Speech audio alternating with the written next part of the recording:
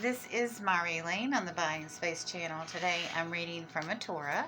On this side is the Hebrew, and here is the English translated directly from the Hebrew. This is the book of Genesis in the Torah, or the Pentateuch as it's sometimes called, from the Greek side of our denomination tree, we'll say. And this is the story of Jacob. And Jacob, after his brother Esau was angry with him, he moved to some of his mother's kinsfolk's lands, which was in northern Syria, and he married into his mother's kinfolk. And his father-in-law, Laban, told him he could marry his daughter Rachel if he worked for him for 7 years. Well, 7 years came and went. He asked for his bride, and they snuck in Rachel's oldest sister, Leah, and tricked him into consummating a marriage with her. He went back to Laban, his father-in-law, and said, I've worked faithfully for you, and you said you would give me your daughter Rachel, and you gave me your daughter Leah. And he said, well, in a week, you could marry Rachel, but you have to work another 7 years. So he faithfully worked those 7 years, and he had 11 sons and a daughter in that time. He increased his father-in-law's abundance, his profits and everything greatly. And Laban told him that, that he had done him a wonderful service and really wanted him to stay on, because he knew that his income would decrease a great deal, because most of his income came from the labors of Jacob. Jacob was the one that was there and took care of his flocks and did for him. And so he agreed that Jacob could have the spotted and striped and colored lambs, and that Laban would keep the white lambs, and Jacob would stay on and continue to feed his sheep and breed them and take care of them.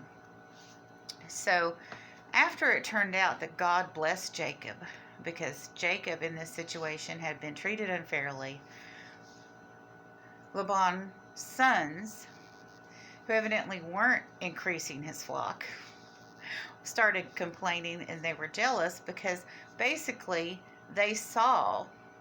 Well, let me back up for a minute. The agreement included that Jacob would receive the spotted and the striped sheep and goats. Well, Laban easily agreed to that because the white ones were more common, and there were more of them. So he was getting more of the flock that Jacob had tended and cared for 14 years.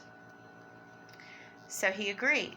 But then God intervened, and more of the sheep turned up in the future breeding that were striped and spotted. And at this point, Jacob had worked for him for 20 years. And yes, his flock was much more immense, and he owned much more than his father-in-law, because God was blessing him, because he had been there and done the work. So he's out talking to his sisters, who are getting pressure from their father and the brothers, and the brothers convinced Laban that the agreement wasn't right, and basically they were complaining because they weren't getting what they hadn't really worked for. They wanted that easy inheritance without doing anything. So here we go. I had left off, I think, in verse 13. So starting in 14. And Rachel and Leah answered and said unto him, is there yet any portion or inheritance for us in our father's house? So the brothers and the father had talked to his wives, and they were like, well, what about your inheritance too, sisters? We were not counted by him as strangers, for he hath sold us, and hath quite consumed also our money. So their father had consumed their money. But all the riches which God hath taken from our father is ours, and our children's. Now whatever God hath said unto thee do this. Then Jacob rose up and set his sons and his wives upon camels, and he led them away with all of his cattle and his substance which he had gotten, and the cattle of his acquiring to which he had gotten in Paran, to go to Isaac his father unto the land of Canaan. And Laban was gone to shear his sheep, and Rachel stole the images that were of her father's. And Jacob outwitted Laban the Syrian by not telling him that he was going to flee. And he fled with all that he had. And he rose up and passed over the river and set his face towards the Mount Gilead. And it was told to Laban on the third day that Jacob had fled. And he took his brethren with him and pursued after him 7 days' journey. And he overlooked him in the Mount of Gilead. And God came to Laban the Syrian in a dream of the night, and said to him, Take thou heed that thou speak not to Jacob either good or bad. Then Laban overtook Jacob. Now Jacob had pitched his tent on the mount, and Laban with his brethren pitched on Mount Gilead. And Laban said to Jacob, What hast thou done, that thou hast outwitted me, and led me away my daughters as captives taken with the sword? Wherefore did thou flee away secretly, and steal away from me? And didn't thou tell me, and that I might have sent these away with mirth, and with songs, and with tabret, and with harp? And thou didst not suffer me a kiss my sons and my daughters? How hast thou acted foolishly? It is in the power of my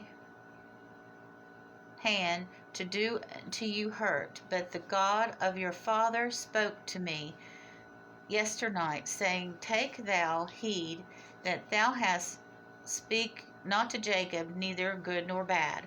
And now thou art gone because of thy great longest after thy father's house, yet wherefore hast thou stolen my gods? Now these gods were not stolen by Jacob. Rachel took them. And Jacob answered and said unto Laban, Because I was afraid, for I said, Peradventure thou wouldest take my daughters from me. And whomsoever shall findest thy gods, let him not live. Therefore our brethren seek out what is not thine with me, and take it to thee. But Jacob knew not that Rachel had stolen them. So there was no way Laban was going to let Jacob leave peacefully. And God had told him that. God had come to Jacob in a dream. And then God came to Laban in a dream and said, to do no harm to Jacob, which would have been the right course of action even if Jacob hadn't been blessed of God, even if Jacob had not been the grandson of Abraham and the son of Isaac. This still, the way he treated him as a servant, he increased his household and his herd, and he had much more when Jacob left, even though Jacob left with the majority of the herd. He still increased his abundance more than he would have had. So even if there was no favor of God involved, Laban would have been doing wrong to his son-in-law in this situation.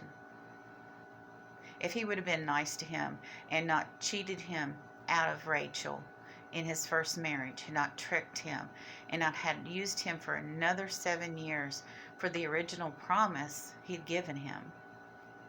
If he'd treated him with respect and not just used him like that. You don't love someone when you're using them like that. It's like, I need you as long as I need you, and then after I'm done with you, I'll do what I want to do. You can't treat people like that.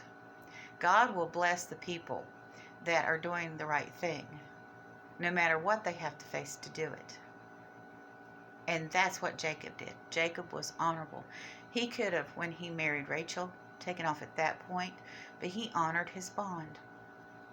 And he continued to work with him and keep his flock and breed his herd. But God blessed his portion of the herd more than he did his father-in-law's. It was promised to Jacob, it was promised to Isaac, and it was promised to Abraham that they would be fruitful and multiply.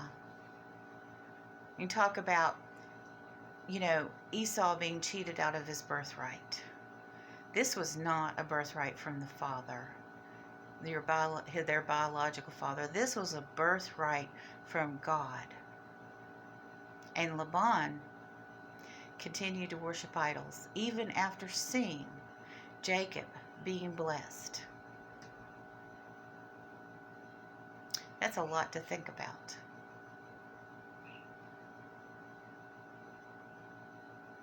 Be righteous.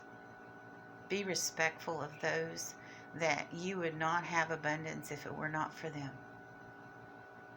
Have a wonderful and blessed day, everyone.